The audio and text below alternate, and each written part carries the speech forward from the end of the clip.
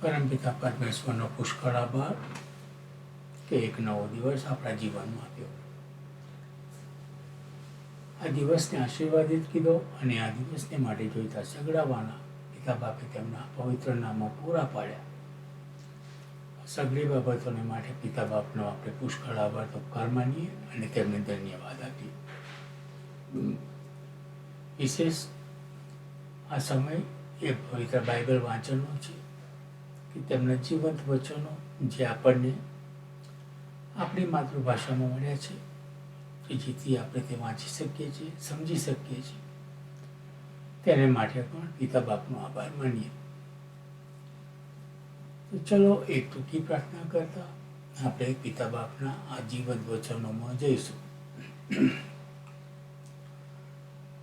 પવિત્ર સૈન્યોના દેવ યહોવા બાપ, તમારો આભાર તો ઉપકાર માનીએ છીએ. ગત દિવસોમાં તમે અમને સાચવા છે, સંભાળ્યા છે, દોર્યા છે, ચલાવ્યા છે, વાપર્યા છે. મારા જીવનમાં માટે જોઈતા સગળા તમારા ખૂબ ભંડારમાંથી પૂરા પાડીએ છીએ. આ તમામ બાબતોને માટે અમે તમારો આભાર તો ઉપકાર માનીએ છીએ અને તમને ધન્યવાદ આપીએ છીએ બાપ. વિશેષ આ સમય અમને જે મળ્યો કે અમે તમારા પવિત્ર વચનનું વાંચન કરી શકીએ, તેને માટે પણ તમારો આભાર તો ઉપકાર માનીએ છીએ બાપ. આ વચનોને તમે આશીર્વાદિત કરજો. આ વચનો ઘણા લોકો સુધી પહોંચે એવી કૃપા તમે થવા દેજો બાપ. અને આ વચનો દ્વારા કોઈ એક આત્મા તમારી કામ આવે તેને માટે પણ અમે તમારી કૃપા તો દયા માગી લઈએ છીએ. અમારી આ વિનંતી તમારા પુત્ર ઈસુ મસીહના નામમાં સાંભળી તેનો સ્વીકાર કરો પિતા. આમીન. આમીન.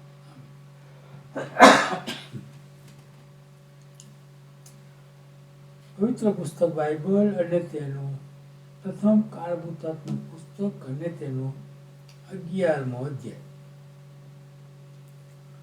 પછી સર્વ ઇઝરાયેલે હેબ્રોનમાં દાઉદની પાસે એકત્ર થઈને કહ્યું, અમે તમારા હાડકામાંના તથા તમારા માંસના છીએ.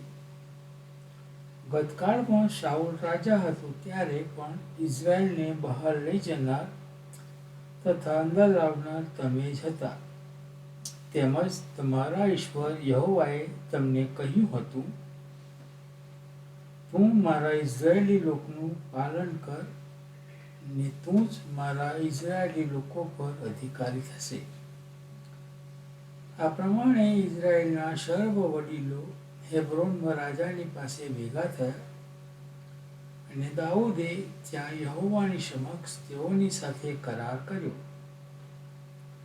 અને શમુએલ દ્વારા અપાયેલા યહોવાના વચન પ્રમાણે તેઓએ દાઉદને ઇઝરાયેલ પર રાજા તરીકે અભિષિક્ત કર્યો. દાઉદ તથા સર્વ ઇઝરાયેલ યરૂશલેમ એટલે યબૂશ ગયા. દેશના મૂળ રહેવાસી યબૂસીઓ ત્યાં હતા. યબૂશના રહેવાસીઓએ દાઉદને કહ્યું, તારાથી કદી પણ અંદર આવી શકાશે નહીં. તો પણ દાઉદે સિયોનનો કિલ્લો જીતી લીધો, તે જ દાઉદનગર છે. દાઉદે કહ્યું, જે કોઈ યબૂસીઓને પ્રથમ મારશે તે સેનાપતિ થશે. સરૂયાનો પુત્ર યોઆબ પ્રથમ ચડી ગયો ને સેનાપતિ બન્યો. દાઉદ કિલ્લામાં રહ્યો માટે તેઓએ તેનું નામ દાઉદનગર પાડ્યું. તેણે મિલ્લોથી લઈને ચોતરફ નગર બાંધ્યું અને યોઆબે બાકીના નગરને સંભાળ્યું. દાઉદ વધારે ને વધારે બળવાન થતો ગયો, કેમ કે સૈન્યોના ઈશ્વર યહોવા તેની સાથે હતા. દાઉદના મુખ્ય યોદ્ધાઓ નીચે પ્રમાણે છે. તેઓ ઇઝરાયેલ વિશેના યહોવાના વચન પ્રમાણે તેને રાજા કરવા માટે સર્વ ઇઝરાયેલની સાથે મક્કમપણે તેના રાજ્યમાં તેની પડખે રહ્યા. દાઉદના યોદ્ધાઓની ગણતરી આ છે. હખમોનીનો પુત્ર યાશોબામ એ 3 માનો મુખ્ય હતો. તેણે પોતાની બરછી 300 માણસોની વિરુદ્ધ ઉઠાવીને તેઓને એકી વખતે મારી નાખ્યા. તેનાથી ઉતરતો અહોહી દોદોનો પુત્ર એલાજાર હતો. તે પણ 3 યોદ્ધાઓમાંનો એક હતો. પાસ દામીમમાં તે દાઉદની સાથે હતો અને ત્યાં જવના ખેતરમાં ફલિસ્તીઓ લડાઈને માટે એકત્ર થયા હતા અને લોકો એમની આગળથી નાસતા હતા. ત્યારે તેઓએ તે ખેતરમાં ઊભા રહીને તેનો બચાવ કર્યો ને ફલિસ્તીઓને મારી નાખ્યા. યહોવાએ મોટો જય કરીને તેઓને બચાવ્યા. 30 મુખ્યોમાંના 3 દાઉદની પાસે અદુલ્લામની ગુફામાં ગઢ આગળ જઈ પહોંચ્યા. ફલિસ્તીઓના સૈન્યે રફાઈમના મેદાનમાં છાવણી નાખી હતી. દાઉદ તે સમયે ગઢમાં હતો ને ફલિસ્તીઓનું થાણું બેથલેહમમાં હતું. દાઉદે બહુ આતુર થઈને કહ્યું, બેથલેહમના દરવાજા પાસેના કૂવાનું પાણી કોઈ મને પાય તો કેવું સારું. તે સાંભળીને પેલા 3 ફલિસ્તીઓની છાવણીમાં ધસી જઈને તે દરવાજા પાસેના બેથલેહમના કૂવામાંથી પાણી કાઢ્યું અને દાઉદની પાસે તે લઈ આવ્યા. પણ દાઉદે તે પાણી પીવાની ના પાડી. પણ યહોવાની આગળ તે રેડી દીધું ને કહ્યું, મારા ઈશ્વર મારી પાસે એવું ન કરાવે. આ પુરુષો કે જેઓએ પોતાના જીવ જોખમમાં નાખ્યા છે તેઓનું લોહી હું કેમ પીવું? કેમ કે તેઓ તો પોતાના જીવના જોખમે તે લાવ્યા છે. આથી તે પીવાને તે રાજી ન હતો. એ 3 યોદ્ધાઓએ એ કાર્યો કર્યા. યોઆબનો ભાઈ અબીશાય તે 3માંનો મુખ્ય હતો. કેમ કે તેણે પોતાની બરછી 300 માણસોની વિરુદ્ધ ઉઠાવીને તેઓને મારી નાખીને એ 3માં નામ મેળવ્યું. 30માં તે સૌથી નામાંકિત હતો અને તે તેઓનો ઉપરી થયો. તો પણ તે પેલા 3ની બરોબરી કરી શક્યો નહીં. કાપસેલ ગામના પરાક્રમી કૃત્યો કરનાર એક શૂરવીર પુરુષના પુત્ર યહોયાદાનો પુત્ર બનાયા હતો. એણે મોઆબી અરિયેલના 2 પુત્રોને મારી નાખ્યા. વળી એકવાર હિમ પડતું હતું તે વખતે તેણે ગુફામાં જઈને એક સિંહને મારી નાખ્યો. વળી તેણે એક મોટા કદાવર 5 હાથના મિશરી પુરુષને મારી નાખ્યો. તે મિશરીના હાથમાં વરકણની તોડના જેવી એક બરછી હતી.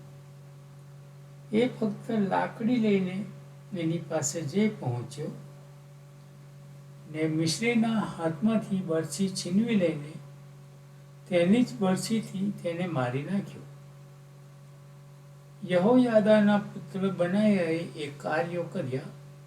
તેથી એ 3 યોદ્ધાઓના જેવો તે નામાંકિત થયો. તે 30માં નામીચો હતો, પણ તે પેલા 3ની બરોબરી કરી શક્યો નહીં. દાઉદે તેને પોતાના અંગરક્ષકોનો ઉપરી ઠરાવ્યો. વળી સૈન્યમાં આ યોદ્ધાઓ પણ હતા. યોઆબનો ભાઈ અશાહેલ, બેથલેહેમના દોદોનો પુત્ર એલ્હાનાન, શામોત હરોરી, હેલેશ પલોની, તકોઈ ઇક્કેશનો પુત્ર ઈરા, અબીએઝેર અનાથોથી, શિબખાઈ હુશાથી, ઇલા અયોહી, મહારાય નટોપાથી બાનાનો પુત્ર હેલેદ, બિન્યામીન પુત્રોના ગિબિયાના રીબાઈનો પુત્ર ઇથાઈ, બનાયા પિરાથોની, ગાઆશના નાળાવાળો હુરાઈ, અબીએલ આરબાથી, આજમા બેથ બહારૂમી, એલ્યાહબા શાલ્બોની, ગેઝોની હશેમના પુત્રો, હરારી શાગેનો પુત્ર યોનાથાન, હરારી શાખારનો પુત્ર અહિયામ, ઉરનો પુત્ર અલીફા, હેફેર મખેરાથી અહિયા પલોની, હેસરો કાર્મેલી, એઝવાઈનો પુત્ર નારાય, નાથાનનો ભાઈ યોએલ, હાગરીનો પુત્ર મિખાર, શેલેક આમોની, શરૂયાના પુત્ર યુઆબનો શસ્ત્રવાહક નાહરાય બેરોથી, ઈરા હિત્રી, ગારેબ હિત્રી, ઉરિયા હિત્તી, આહલાઈનો પુત્ર જાબાદ, રૂબેની સીઝાનો પુત્ર અદીના, 33 રૂબેનીની ટુકડીનો સરદાર હતો. માકાનો પુત્ર હાનાન ને યાહોશાફાટ મિતની, ઉજિયા આસ્તરોથી, અરોએરી હોથામના પુત્ર શામા તથા યેગેલ, શિમરીનો પુત્ર અદિયેલ ને તેનો ભાઈ યહોતીસી, અલીએલ માહવી, એલતામના પુત્ર યરીબાઈ તથા યોશાવ્યા ને ઇત્મા મોવાબી, અલીએલ ઓબેદ તથા યાસીએલ મશોબાથી. પ્રભુ આ વાંચેલા વચનોને પુષ્કળ આશીર્વાદિત કરો અને આ વચનોને સમજવાને માટે અમારી સહાયતા મદદ કરો. પ્રાર્થના કરીશું. હે પરમપિતા પરમેશ્વર, રાજાઓના રાજા અને પ્રભુઓના પ્રભુ, આકાશ જેનું રાજ્ય છે અને પૃથ્વી જેનું પાયો છે એવા અમારા મહાન પ્રભુ પિતા, અમે તમારો પુષ્કળ આભાર માની છે બાપ કે આકાશ પૃથ્વી તમે સઘળું બનાવ્યું પ્રભુ. તમે પશુ પંખી પ્રાણીઓને આખી દુનિયા પ્રભુ તમે બનાવ્યું અને તમે અમને પણ બનાવી. એ સર્વ માટે પ્રભુ પિતા અમે તમારો પુષ્કળ આભાર માને છે. વિશેષ અમે તમારો આભાર માને છે કે તમે તમારા વહાલા દીકરાને એકનો એક પુત્ર હોવા છતાં પણ તમે અમારા માટે મોકલી આપ્યા. એવા તમારા પુત્રને માટે પણ મેં તમારો પુષ્કળ આભાર માને છે બાપ. જન્મથી ત્યાં સુધી તમે અમને સાચવ્યા, સંભાળ્યા પ્રભુ, અમારી સહાયને મદદ કરી. બાળકો એમને બાળકો આપે છે પ્રભુ, એ સર્વ માટે તમારો ધન્યવાદ કરી છે પ્રભુ. જેઓ બીમાર છે અમે જાણીએ છીએ, નથી જાણતા, પણ સર્વને મેં તમારી પાસે લાવીએ છીએ કે તમારો નિરોગી અજાયબ જેવો હાથનો સ્પર્શ કરો અને સાજાપણું આપો. હા પ્રભુ પિતા, કેટલા બધા એક્સિડન્ટ થાય છે ત્યારે બાપ, જે લોકો ઘવાયા છે એ લોકોના ઘાને તમે રૂઝવો પ્રભુ, અને જે લોકો હોસ્પિટલમાં છે, ઘરમાં છે પ્રભુ, દરેકને તમે સાજાપણું આપો. એ તો પછી અમે વિશેષ આગ્રહભરી પ્રાર્થના કરીશું પ્રભુ. જે ઘરમાં મરણે પ્રવેશ કર્યો હોય એ દુઃખિત પરિવારને તમે દિલાસો આપજો પ્રભુ પિતા. અમે શું માગીએ, કારણ કે માગ્યા કલ્પ્યા આગળ તમે સગું જાણો છો, પૂરું પાડો છો. એના માટે પણ અમે તમારો પુષ્કળ આભાર માને છે બાપ. તમે અમને જે સાધનો આપ્યા છે એના માટે પણ અમે તમારો પુષ્કળ આભાર માનીએ છીએ, કારણ કે સાધનો મારફતે પ્રભુ આજે અમે તમારા જીવંત વચનો પ્રભુ વાંચી રહ્યા છીએ, સંભળાઈ રહ્યા છે પ્રભુ. એના માટે પણ તમારો આભાર માનીએ છીએ. ત્યારે જે તમે સુંદર વચનો આપ્યા અને વાંચવાની જે સુંદર તક આપી એના માટે પણ મેં તમારો પુષ્કળ આભાર માનીએ છીએ. જે તમારા બાળકો પ્રભુ, દીકરા દીકરીઓ આ જે વચનો સાંભળે છે પ્રભુ, એક એકને તમારા આશીષ અને તમારી કૃપા આપજો અને એ વચનો સમજવાને પ્રભુ તમે તેઓની સહાય અને મદદ કરજો પ્રભુ. જ્યાં જ્યાં લડાઈ છે, તોફાન છે, વરસાદ છે, ઘણું બધું નુકસાન છે પ્રભુ, આ તો બાપ તમારા આવવાની નિશાનીઓ છે, કારણ કે તમારા વચનો પૂરા થઈ રહ્યા છે પ્રભુ. અને હા પ્રભુ, તમે આવવાનો વિલંબ કરો છો, કારણ કે તમે એવું ઈચ્છતા નથી પ્રભુ કે તમારું બાળક રહી જાય. હા બાપ, તમે એવું ઈચ્છો છો કે કોઈ પણ બાળક નષ્ટમાં ન જાય, પણ દરેક બાળક પ્રભુ તમારી પાસે આવી અનંત જીવન પામે. ત્યારે બાપ, એવા અમે એક બાળકો માટે માગીએ છીએ પ્રભુ કે કોઈ પણ બાળક નષ્ટમાં ન જાય પ્રભુ. દરેક ઘૂંટણ તમને નમે અને દરેક જીભ કબૂલ કરે કે તમે ઈસુ ખ્રિસ્ત પ્રભુ છો, એવું તમે થવા દેજો. જ્યારે તમે આવો ત્યારે પ્રભુ પિતા અમે તમને મળવાને તૈયાર રહીએ. હા બાપ, અમે ડાહીમાની દીકરીઓ બની મૂર્ખી નહીં પ્રભુ, કે અમારી તેલ પ્રભુ અમે ફૂટી ન જવા દઈએ, અમારા દીવા અમે હોલવાઈ ન જવા દઈએ. અને પ્રભુ સતત પ્રભુ અમે જાગૃત રહીએ અને પ્રાર્થના કરીએ બાપ કે અમે પરીક્ષણમાં ન પડીએ. એ માટે પ્રભુ અમે તમારી સહાય માગીએ છીએ કે તમે અમારી પર દયા અને તમારી કૃપા વર્ષાવો બાપ. જ્યાં પ્રભુ લોકો અંધકારમાં ચાલી રહ્યા છે ત્યારે પ્રભુ પિતા એ લોકોને નવું જીવન આપો, નવો આત્મા આપો પ્રભુ, અને એ લોકો તમારા માર્ગમાં ચાલનારા તમારા બાળકો બને એવું તમે થવા દેજો. જેઓ તારણ પામેલા છે, જેઓ નવા પ્રભુ આત્મા જન્મેલા છે પ્રભુ, એ સર્વને પ્રભુ તમે તેઓને સાચવો, સંભાળો પ્રભુ.